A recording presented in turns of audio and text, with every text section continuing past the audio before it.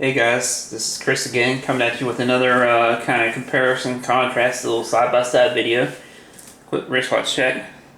Wearing that G-Shock, which is another tool watch. But today's title, as far as the video is concerned, Doxa versus Zen, who makes the ultimate tool watch? I feel like if you're really into tool watches like I am, as you know, aesthetically, that's the ones that usually draw me in, besides the Zenith. I am a big tool watch guy, and I feel like both of these companies are priced similarly. Now, I know the one I have is a 300T. It's an older, limited edition, but we'll let it represent the more modern ones as well, which is, of course, almost pretty much the same watch, just a little bit different, and of course it'll represent the 1200T and all that. And this M104, I know you're saying is a pilot's watch, whatever, compared to the dive watch of the Doxa, but I'm just saying for the sake of the company, we'll just say like who makes the ultimate tool watch. I feel like these are pretty good, reasonably priced watches for what they are. Like right around $2,000 or less, you get a lot of watch for the money out of both companies. Both companies have a whole lot of history on both sides. As you know, Doxa started making dive watches back in the 60s or 70s, I believe. Now they made pilots watches and all that, which a lot of people don't know. I believe it was pilots watches and dress watches and all that way back before then. So they do have that experience there also. And I believe Doxa is an older company than Zen, if you look up the history, everything like that. And Zen is a more of a modern company compared to most watch companies, but I feel like Zen brings a lot to the table on all their different offerings. All the different offerings they have, from my 104 I have here to they have the the 903, I believe, which is the Breitling Navitimer, not the knockoff. They bought the rights to the Navitimer. They bought that, so they have that. They have the U1, which is, I really miss my U1. I wish I would have never gotten rid of that.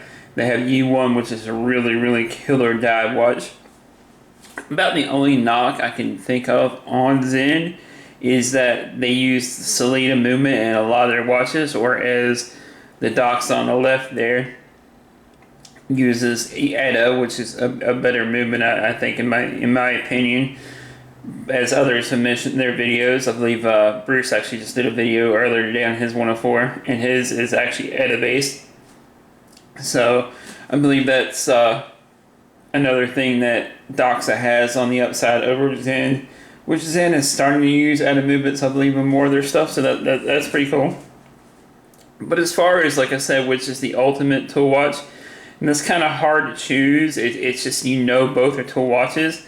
And of course, like I said, I know this one, the Zen 104, is a pilot's watch, but it is more of a diver's style watch. It does have that pretty cool bi-directional bezel there, which is pretty cool, kind of unique, kind of something kind of quirky.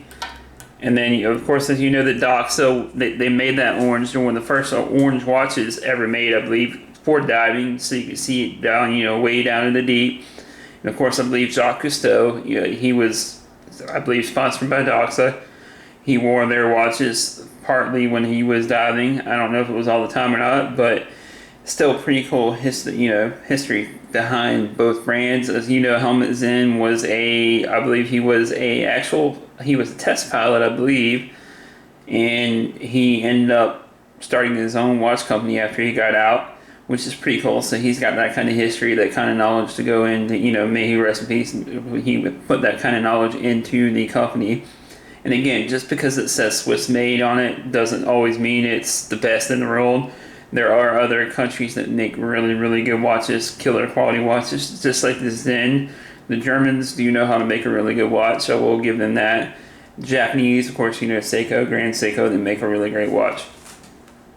But again, I just want to do a quick little side-by-side because I feel like most people are looking in these price ranges. They're looking at either Zen or Doxa, and if you see one of these out in the wild, they're usually a watch guy, watch girl, if they're wearing one of these, because you don't always see them all the time. And the Doxa, you can kind of see from, you can see it from across the room better than you can the Zen, unless it's like the U1, like I used to have the U1 with the Lego style hands. You can definitely tell that from across the room too.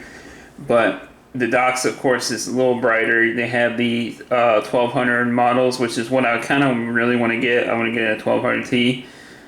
But like I said, I just want to do a side-by-side, not really a versus kind of thing. I just wanted to get your guys' opinions. What do you guys think is the ultimate tool watch? Do you think the Doxa is better than the Sinn, or the Sinn is better than the Doxa, or do you think it's equal to?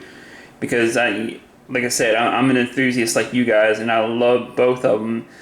Lately, I've been leaning more toward the Sinn, which surprised me because, as I mentioned before, I'd always wanted a Doxa. And now that I have the Doxa, maybe it's because I got the 300T, I really want a 1200T. Maybe because I got the 300T, I'm leaning more towards Sinn, and I missed my U1. So I'm not sure on that. It's just the amount of quality and craftsmanship that goes into Sinn that is really, really great. And again, I'm not knocking either brand. I love both brands and would definitely suggest both brands all day long. If you're looking in the $1,500 to $2,000 price range, you cannot beat these watches for the price. Like I said, the only downfall on Sinn is probably their choice of movement, and that's not even that bad a choice. The Sellita, I've never had problems with Sellita that I've had. The Sellita is actually almost dead accurate. I mean, that thing is, of course, the anti-magnetism on the watches that they have is killer, which I believe Doxa is fairly anti-magnetic. They're not quite as like Sinn is. But all the technology that goes into Sinn versus Doxa. Doxa is a hardcore dive watch. That's what it's meant for, its sole factor. But it's also a tool watch in that factor. Like I said, they have like 3 or 4 different colors they use. They have the blue that they use on the Caribbean model, I believe. They have the yellow that's on the Diving Star, which the yellow dial is a little more rare. It's that's the either love it or hate it dial, I believe.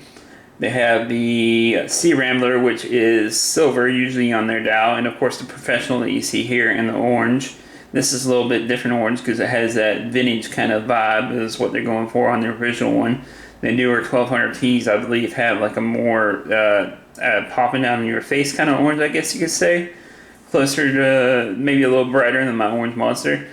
But again, like I said, I just want to do a quick little side-by-side of both brands so you can see both of them side-by-side and see what they look like. Like I said, if you're into tool watches, I definitely can suggest either or if you can get both, get both. It's just they're both pretty killer watches. Like I said, personally, I've been leaning more towards Sinn lately in the last, couple months or so. And my 300T may be up for sale soon, so if you guys are interested, let me know. It's a limited edition Clive Custer, limited to 1,000 pieces. It still has the original box, the original, little dive tank that came with it. So let me know if you're interested down there in that. But again, like I said, I just wanted to do a quick side-by-side video, before I ramble on too much. I just wanted to show you guys just the quality that you get of both of these watches. Of course, here's that Sellita movement decorated by Sinn. And then, of course, they don't show it on the Doxa, but they have that modified edit movement. You see that Doxa little fish there? Pretty cool, though. And as you know, this is a proprietary bracelet on this Doxa, but most of the other Doxas have the beads of rice bracelet, which is almost similar to this kind of mesh bracelet that I have, the stave on the Sinn 104. But again, like I said, it's just, I want to do a quick little side-by-side video of Doxa versus Sinn because, as I said, I feel like most people are looking into that as like their first entry-level luxury watch, I guess you could say. And if you're really into watches, and if you're a watch guy or watch girl, you can understand and appreciate the history between both brands. But anyways, guys, let me know what you think down in the comments. Like, subscribe, all that good stuff. Alright, peace.